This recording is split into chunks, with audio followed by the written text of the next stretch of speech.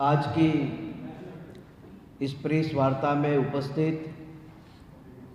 हमारे मार्गदर्शक पवन खेरा जी और सभी पत्रकार बंधुओं का मैं यहाँ पर हार्दिक स्वागत करता हूँ। मैं गुजरात से आया हूँ, लेकिन आज की जो सरकार चला रहे हैं उनके गुजरात से नहीं, बल्कि पूज्य महात्मा गांधी और सरदार पटेल के गुजरात से आप लोगों के बीच यहाँ पर आया हूँ। हम सब लोग जानते हैं कि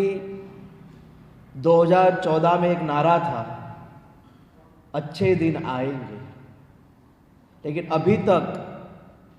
हमारे देश के नौजवानों के लिए, हमारी देश की शिक्षा व्यवस्था के लिए और महिलाओं के लिए अच्छे दिन मोदी जी नहीं ला पाए। हम सब लोग इस बात को लेकर परेशान भी हैं कि जिन सरकार ने 2014 में नौजवानों को गुमराह करके वोट पाया था, वो सरकार नौजवानों को रोजगार देने में पूरी तरह से विफल हुई है। नरेंद्र मोदी जी ने 2014 में एक नारा भी दिया था कि मेरी सरकार बनेगी तो हर साल 2 करोड़ रोजगार मैं दूंगा। लेकिन आज मेरे इस भारत के नौजवानों को रोजगार तो छोड़िए, 7 सालों के भीतर जो 14 करोड़ रोजगार होने चाहिए थे,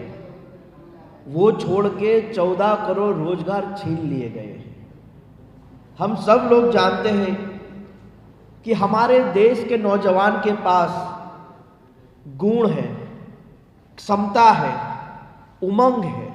जज्बा है, अच्छी शिक्षा है, लेकिन उसके पास इस देश के भीतर रोजगार नहीं है। और नरेंद्र मोदी जी की सरकार के पास हमारे देश के सशक्त शिक्षित नौजवानों को रोजगार देने के लिए किसी भी प्रकार की नीति भी नहीं है, और जिसके कारण पूरे विश्व में युवा देश कहे जाने वाले इस भारत में पहली बार ऐसा हुआ कि पिछले 45 साल का रिकॉर्ड टूटा और सबसे बड़ी बेरोजगारी सीमा दर हमारे देश में भी है। आज हर कोई माता पिता ये चाहता है कि मेरा बेटा पढ़ाई लिख कर जब आगे बढ़े तो उसके पास एक अच्छी रोजगारी हो, और वो रोजगारी आने वाली 7 पीढ़ी को एक नया सपना दिखा सकती है। लेकिन नरेंद्र मोदी जी के इस शासन में हमारे देश के नौजवानों को बर्बादी मिली, हमारे देश के नौजवानों के सपने तोड़े गए, हमारे देश के नौजवान एक आशा और सपनों के साथ जो सरकार से उम्मीदें देख रहे थे, उन उम्मीदों पर कहीं ना कहीं नरेंद्र मोदी जी की सरकार पूरी तरह से विफल हुई है। हम सब लोग जानते हैं कि एनएसएसओ का जब रिपोर्ट आया तब हम सब मीडिया के लोग, हम सब नेता चौंक उठे थे कि 45 साल में पहली बार ऐसा हुआ कि बेरोजगारी की जो सीमा दर है वो इतनी हाई तक पहुंच गई। हमें ये सपना, ये उम्मीद इस सरकार से नहीं थी, लेकिन इस सरकार ने कहीं ना कहीं बेरोजगार नौजवानों की फौज खड़ी करने का काम किया है। आप सब लोग जानते हैं कि सिर्फ सरकारी जगह ही इस देश और राज्य सरकारों में 60 लाख से अधिक जगह ऐसी है जो सरकारी नौकरियों की खाली पड़ी हुई है। हमने 2019 के लोकसभा चुनाव में कांग्रेस पार्टी ने कहा था कि हमारी सरकार बनेगी तो सबसे पहले सरकारी जगह जो खाली पड़ी है नौकरियों की, उसको भरने का काम हम लोग करेंगे। कई बार ये सवाल उठते हैं, कई बार ये सवाल उठाए जाते हैं कि इतनी बड़ी बेरोजगारी के पीछे का मकसद क्या है, इतनी बड़ी बेरोजगारी के पीछे का कारण क्या है, जिम्मेदार कौन है। तब मैं ये बहुत ही खुल के लोगों के सामने अपनी बात रखता हूं कि भगवान राम के श्राप के कारण बेरोजगारी नहीं बढ़ी, भारतीय जनता पार्टी की गलत नीतियों के कारण हमारे भारत में बेरोजगारी बढ़ी है, और इस पर सवाल उठाना चाहिए। लेकिन जब जब इस देश का नौजवान बेरोजगारी के मुद्दे पर आवाज उठाता है तो यहाँ की सरकार उसको लाठी मारती है, उसको प्रताड़ित करती है, उसको जेल में डालने का काम करती है। और उसका सबसे बड़ा ताजा उदाहरण 2 दिन पहले का प्रयागराज का है। हम 2 दिन पहले प्रयागराज में गए थे, रेल भर्ती को लेकर वहां के छात्र आंदोलन करते थे। मुझे बहुत दुख के साथ ये कहना पड़ता है कि रात को 2 बजे वहां की पुलिस बंदूक से दरवाजे हॉस्टल के खड़खड़ा कर नौजवानों को, छात्रों को बाहर निकालकर उनके साथ बहुत ही भद्दा व्यवहार किया जाता था। हम सब लोग जानते हैं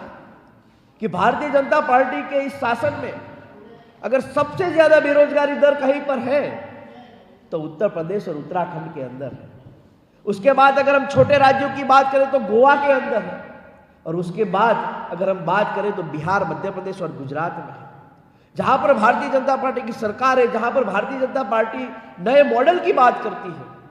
ऐसे हमारे गुजरात में शिक्षित नौजवानों का बेरोजगारी आंकड़ा 45 लाख से अधिक है।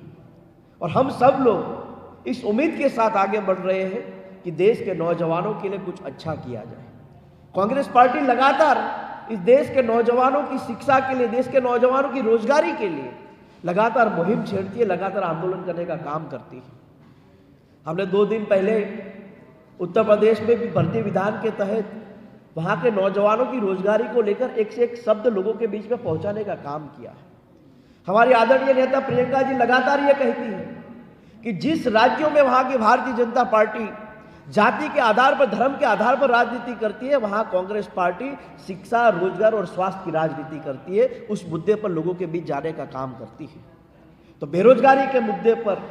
बहुत ही बड़ी लड़ाई लड़ने का काम कांग्रेस पार्टी करती है। और हम पंजाब के, उत्तर प्रदेश के, उत्तराखंड के, गोवा के नौजवानों से अपील भी कहते हैं कि आइए सब साथ मिलकर बेरोजगारी की इस चुंगाल से बाहर निकलते हैं और भारतीय जनता पार्टी को सख्त सबक सिखाने का काम करते हैं। हमारी पंजाब की सरकार में भी पिछले 5 साल के भीतर 12.25 लाख लोगों को रोजगार देने का हम लोगों ने काम किया, चाहे वो सरकारी हो, चाहे स्वरोजगार हो, चाहे प्राइवेट निजीकरण के क्षेत्र में हो। हमने 4 दिन पहले जालंधर में भी ये बात कही थी कि रोजगारी क्षेत्र में जहां जहां कांग्रेस पार्टी की सरकार है, चाहे वो राजस्थान हो, छत्तीसगढ़ हो, वहां पर जितनी भी मदद नौजवानों की शिक्षा के आधार पर हो सके उतनी मदद करने का काम